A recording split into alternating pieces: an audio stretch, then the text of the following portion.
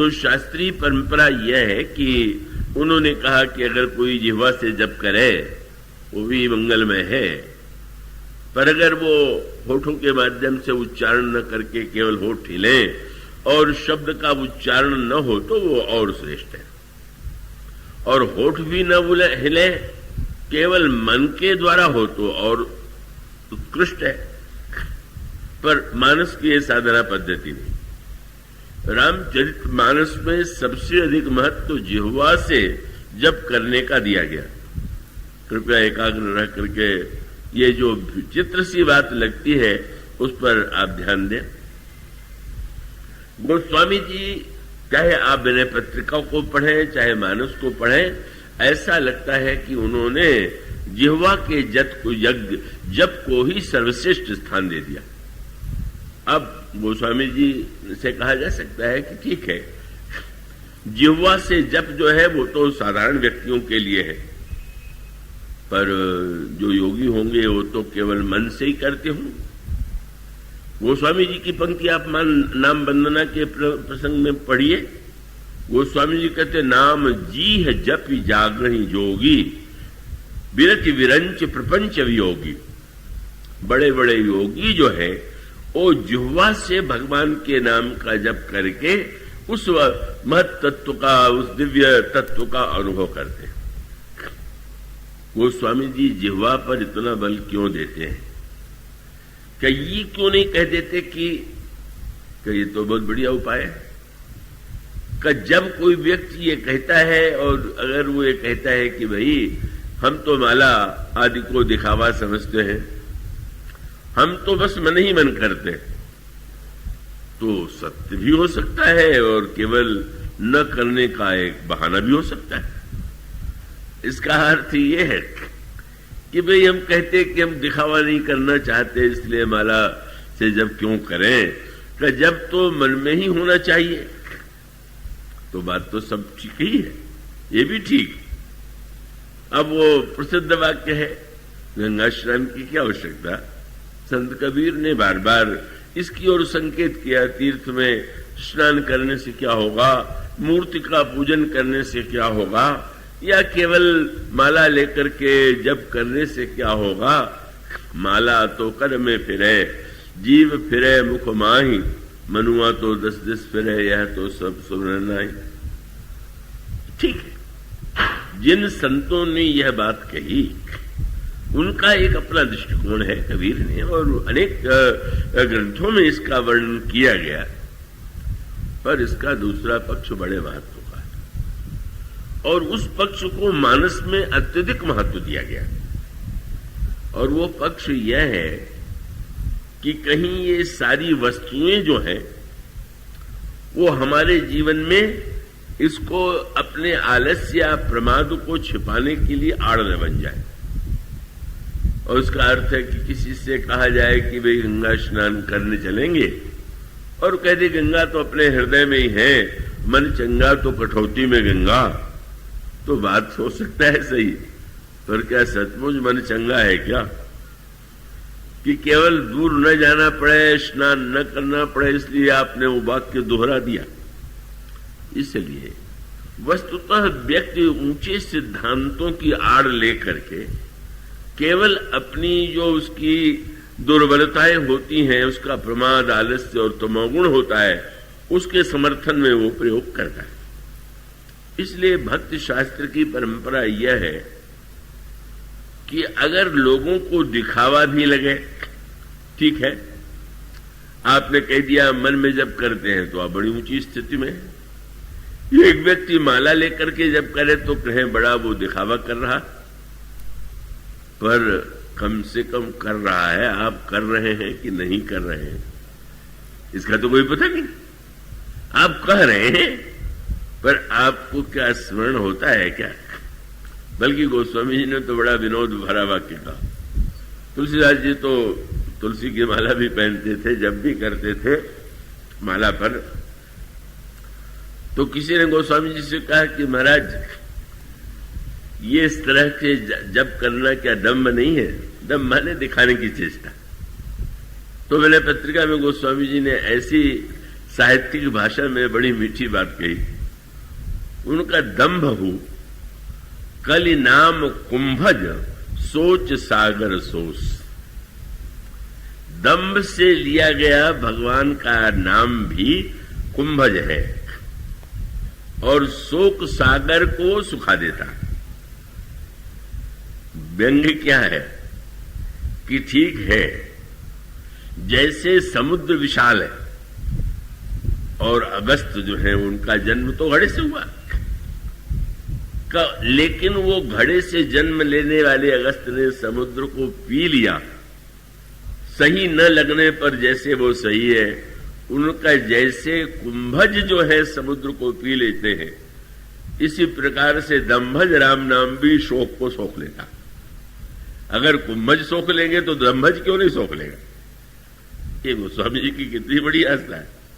अरे दंभ के स्थान को गोस्वामी जी कह सकते थे दंभ छोड़ो, दंभ तो छोड़ देना बहुत अच्छी बात, कपट छोड़ देना तो बहुत अच्छी बात, पर वह बड़ा अभी वर्तमान के संदर्भ में महात्मा गांधी हुए, उनके वो डायरी में बात आती है।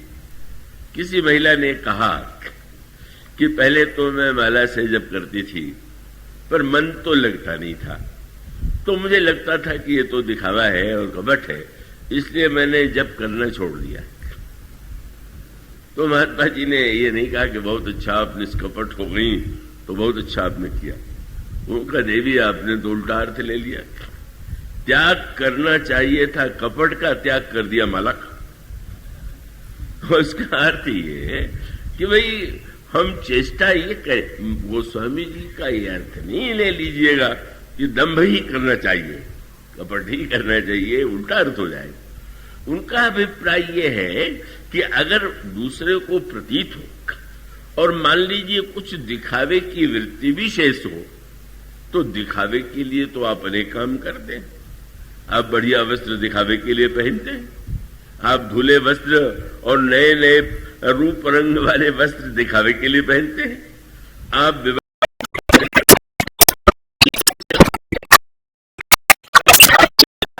कहते हम दिखावा नहीं करते।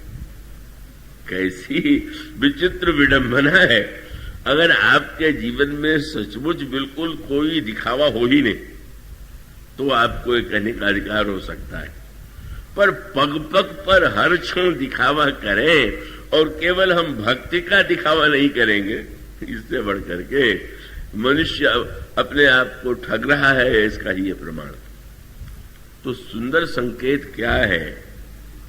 गोस्वामी जी जिह्वा से बल क्यों देते हैं? वो कितनी मीठी भावना है उनकी, वो सोचिए। उन्होंने ये कहा, पूछा गया कि आप राम नाम का जब जप करते हैं तो आपको मंत्र में क्या दिखाई देता है? इसमें जो दो अक्षर है रा और म, आपको कैसे प्रतीत होते हैं? तो उनका मेरे तो माय बाप दुई आखर हों शिशु अरनि अरो। रा और मां मुझे अक्षर मंत्र नहीं है तो मां और पिता के समान दिखाई देते हैं, और मैं तो बच्चे की तरह। कितनी बढ़िया बात है। क्या बच्चा दूध के लिए जब वो भूखा होता है तो क्या वो मानसिक जप करने लगता है कि मुझे भूख लगी है मां तुम दूध पिलाओ? वो तो चीखेगा, चिल्लाएगा, पुकारेगा। मानो संकेत ये है कि भक्त ये कहता है कि अगर हम केवल मन से ही सब कुछ करेंगे तो जो इंद्रियां हैं इसका क्या उपयोग करेंगे? वेदांत में तो मान लीजिए केवल विचार का उपयोग है, पर भक्त शास्त्र का कहना तो ये है कि ये जितने अंग हैं उनका उपयोग कीजिए। कई लोग कहते हैं कथा में क्यों नहीं जाते आप, कोई नहीं जाने वाले से पूछ दे। कह सकता है कि भाई मुझे कथा में रुचि नहीं, लेकिन कई लोग कहा करते हैं कि नित्य सुनने से क्या होगा, मैंने तो एक दिन सुन लिया, उसी को उतारने की चेष्टा कर रहे हैं। क्या बढ़िया बढ़िया बहाने चुन लिए गए हैं। इसका अर्थ ये हुआ कि हम निरंतर ही व्यर्थ की बातों के द्वारा अपनी उस वृत्ति को छिपाते हैं। वस्तुतः उसका केवल तात्पर्य, जब गोस्वामी जी से कहा गया कि आप भगवान की सुंदरता का वर्णन क्यों करते हैं, उनके चरित्र का वर्णन क्यों करते हैं, गुण स्वभाव का वर्णन क्यों करते हैं, तो आपको कविता रामायण में उत्तर देते हैं कि भाई अपने पास तो सब है। क्या? बोले श्री राम स्वरूप अगाध अनूप बिलोचन मीनन को जल है। भगवान का जो रूप है वो मानो नेत्र रूप जो मछलियां हैं उनके लिए जल है। और फिर कान बोले श्रुति राम कथा, कजिह्वा बोले मुख राम को नाम, और फिर हृदय बोले ये पुण्य राम ही कोथल है। मति राम ही सो रति राम ही सो, गति राम सो राम ही को बल है। सब कीन कहे तुलसी के मते इतने जग जीवन को फल है। इसलिए भक्ति शास्त्र में बहिरंग आलम्बन को इतना अधिक महत्व दिया गया कि उसका जो रहस्य नहीं जानते ये मान लेते हैं कि बहिरंग साधन जो है, इंद्रिय का प्रयोग, बहिरंग जिह्वा का प्रयोग, कान का प्रयोग, आप कबीर यदि ये कहें कि भाई अनहद का नाद आप श्रवण कीजिए, वही साधना पद्धति है। कई लोग अनहद नाद सुनने में समर्थ होते हैं। अंतर जीवन में जो एक दिव्य नाद होता है उसका श्रवण भी सुनाई देता है, पर अनहद नाद सब नहीं सुन सकते। अनहद नाद का नाम ले सकते हैं तो ये नाद तो जो भगवत कथा का नाद जो कान से सुना जाता है उसे सुनिए। जो मन से जप करने की बात करने पर हमसे जप छूट जाए, इसके स्थान पर जैसे बच्चा मैंने जिह्वा के द्वारा माँ को प्यार से पुकारता है और माँ दौड़ी आती है, इसी प्रकार से नाम का जप, नाम जिह्वा से भगवान को पुकारना का ये सब बड़े ही महत्व का सिद्धांत।